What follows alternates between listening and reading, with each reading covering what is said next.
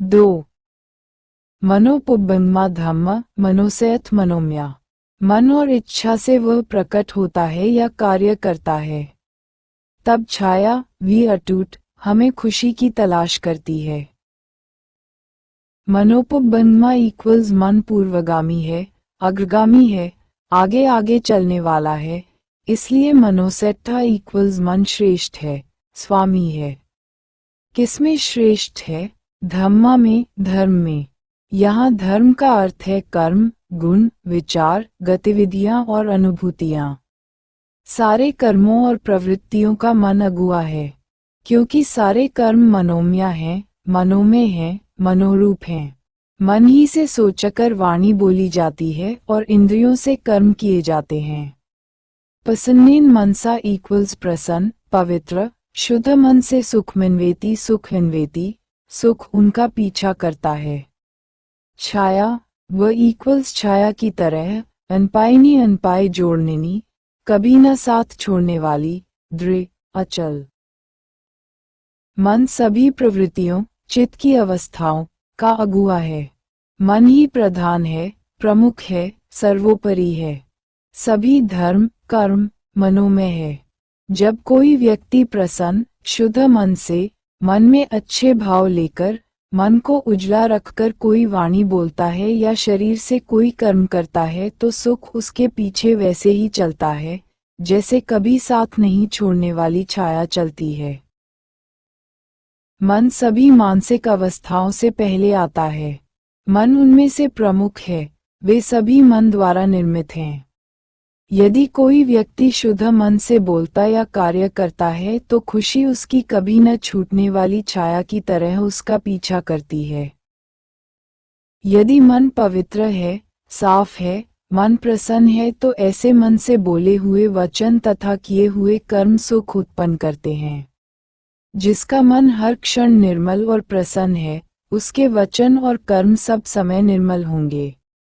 इसके परिणाम में स्थिर, अनश्वर सुख छाया की तरह उसके पीछे लगा रहेगा। कोई भी काम पहले मन में विचार किए बिना नहीं होता। छाया मनुष्य का पीछा कभी नहीं छोड़ती, यदि वह प्रकाश की ओर चलता रहे। इसी तरह सुख उसका पीछा कभी नहीं छोड़ता यदि वह मन, वाणी और कर्मों की निर्मलता की ओर निरंतर चलता रहे। अनपायनी का अर्थ है अनश्वर, स्थिर, टिकाऊ, स्थायी।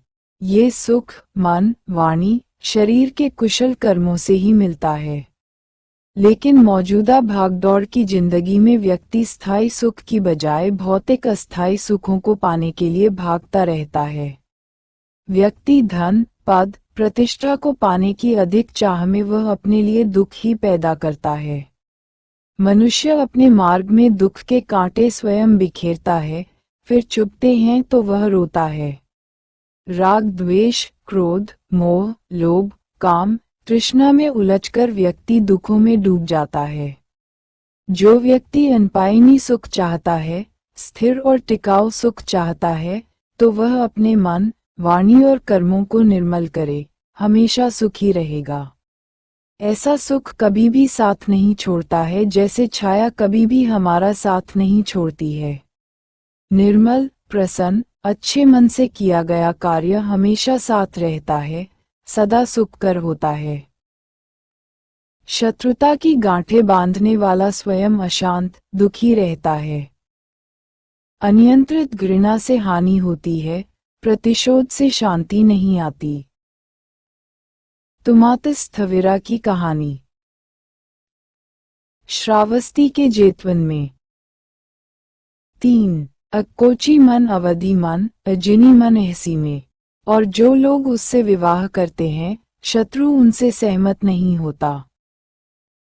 अक्कोची मन मेरे ऊपर आक्रोश किया, मेरा अपमान किया, मुझे गाली दी, कटु वचन कहा।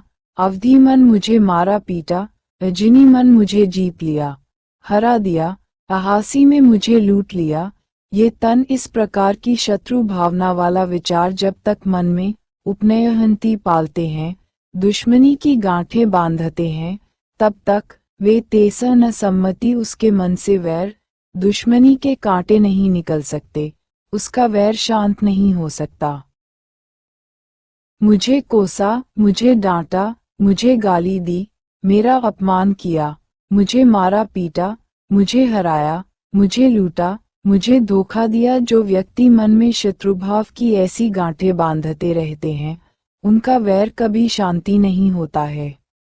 जो व्यक्ति ऐसा सोचता रहता है, वह कभी शांत नहीं रह सकता, न वह अपने शत्रुओं को कभी जीत सकता है। मन की ऐसी भावना से बदले की भावना ही पैदा होती है और शत्रुता कभी शांत नहीं हो सकती है। यदि व्यक्ति अपने भीतर मन में मौजूद द्वेष, घृणा, क्रोध जैसे विकारों को नष्ट कर दे तो बाहरी शत्रु उसका क्या बिगाड़ सकते हैं। मन में शत्रुता और बदले की भावना से व्यक्ति स्वयं अशांत, दुखी रहता है। सारा खेल मन का है। हम जीवन को कैसे देखते हैं? उसने मुझे गाली दी, उसने मुझे मारा, उसने मुझ पर दबाव डाला, उसने मुझे लूटा। जो लोग ऐसे विचार रखते हैं, उनकी नफरत शांत नहीं होती। मन से वैर की गांठें खोलने वाला शांत, सुखी रहता है। Overcoming anger, retaliation though is not lead to peace.